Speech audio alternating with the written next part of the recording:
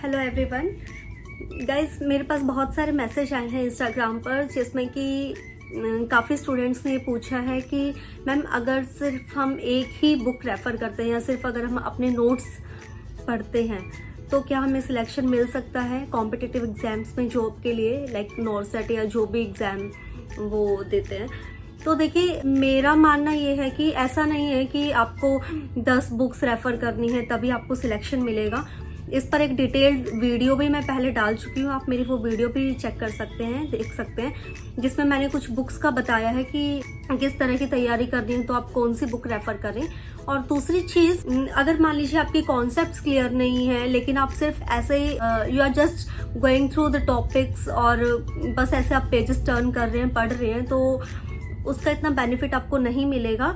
अगर आपको बेनिफिट चाहिए तो भले ही आप एक ही बुक पढ़ें या सिर्फ अपने नोट्स और एक बुक या 2 बुक ही आप पढ़ें, वो मोर देन इनफ है। लेकिन मेन चीज़ है कि आपके कॉन्सेप्ट्स क्लियर होना।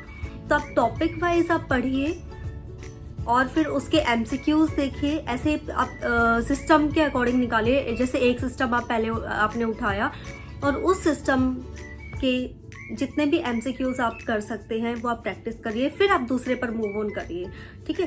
तो इस तरह से आपको हेल्प मिलेगी कि आपके जो भी कॉन्सेप्ट्स हैं वो क्लियर होते जाते हैं।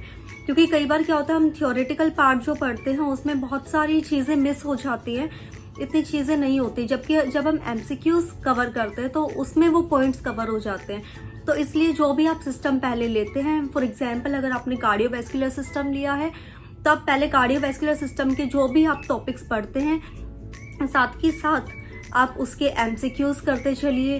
की पॉइंट्स कहीं से आपको मिल जाते हैं गूगल वगैरह पे, यूट्यूब पर इतने सारे, मतलब जो सोर्सेज की तो कमी नहीं है आज के टाइम में, ठीक है। आप कहीं से भी आप ले सकते हैं और फिर आप ऐसे इस तरह से आप तैयारी करिए कि एक सिस्टम वाइज, टॉपिक वाइज ऐसे चलिए। ऐसे नहीं करना है आपको कि एक टॉपिक आपने आज कार्डियोवैस्कुलर सिस्टम का उठाया, कल आप एंडोक्राइन का दूसरा देख रहे हो, ऐसे नहीं। ऐसे क्या होगा कि आपके कॉन्सेप्ट्स क्लियर नहीं होंगे।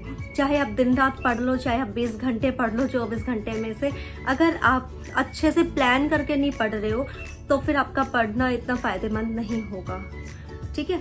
बाकी तो वैसे देखो, सबका अपना होता है कि आपकी कैसी तैयारी है, कैसे आपको समझ आता है, कितनी देर में आप कोई भी टॉपिक या कोई भी एक पर्टिकुलर पार्ट ऑफ सिलेबस आप कवर कर लेते हैं कितने टाइम में। तो वो आपकी नॉलेज, आपकी जो ग्रैस्पिंग पावर है उस पर डिपेंड करता है। लेकिन फिर भी मैं तो यही कहूँगी कि आपको एक सिस्टमेटिक वे में चलना चाहिए ताकि आपको कोई कन्फ्यूजन ना हो। जो भी कन्फ्यूजन है आप उसको साथ के साथ सॉल्व करते चलिए।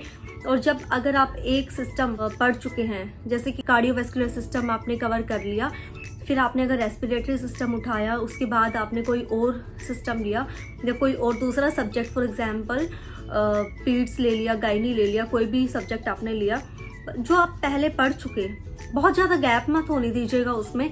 हफ्ते 10 दिन में एक बार थोड़ा सा उसको देख लो।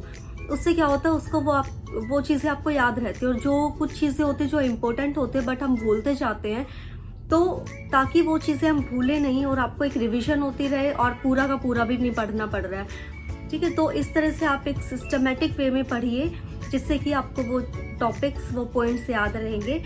और ये बिल्कुल आप दिमाग से निकाल दीजिए कि आप 10 बुक्स रेफ़र करेंगे या फिर बहुत सारे, मैंने वीडियोस भी देखी हैं जो कि बोलते हैं ना कि मैंने ये बुक 4 बार पढ़ी, 10 बार पढ़ी तब जाके सिलेक्शन मिलता है। तो उससे क्या होता है कि चलो ठीक है, उन्होंने पढ़ी, अच्छी बात है। देखो, जितना पढ़ते हैं, पढ़ने की कोई लिमिट नहीं है, कॉन्सेप्ट्स क्लियर होते हैं और ज़्यादा नॉलेज हमें मिलती है, ठीक है। लेकिन उस चीज़ से आप डीमोटिवेट ना हो, क्योंकि ऐसा नहीं है कि अगर आपने 10 बार नहीं पढ़ी है तो आपका सिलेक्शन नहीं होगा। आपका सिलेक्शन जो है वो मैटर करता है इस चीज़ पर कि आपकी तैयारी कैसी है।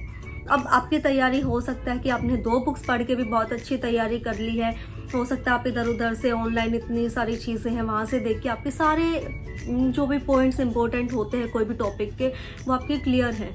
तो फिर ज़रूरी नहीं है कि आपको 10 बुक्स पढ़नी है या 20-20 बार पढ़नी है, ठीक है। आप 1 या 2 बुक्स लीजिए जो भी आपको लगता है कि ठीक है, या फिर जो भी एग्ज़ाम की आप तैयारी कर रहे हैं उसके अकॉर्डिंग। बहुत सारी बुक्स हैं मार्केट में कि किस तरह के क्वेश्चंस उस एग्ज़ाम में आते हैं, उसके अकॉर्डिंग आप बुक्स चूज़ कीजिए और अपने नोट्स पढ़िए। कोई भी 1 या 2 बुक्स लीजिए, दैट्स मोर देन इनफ। ठीक है। Okay, good luck.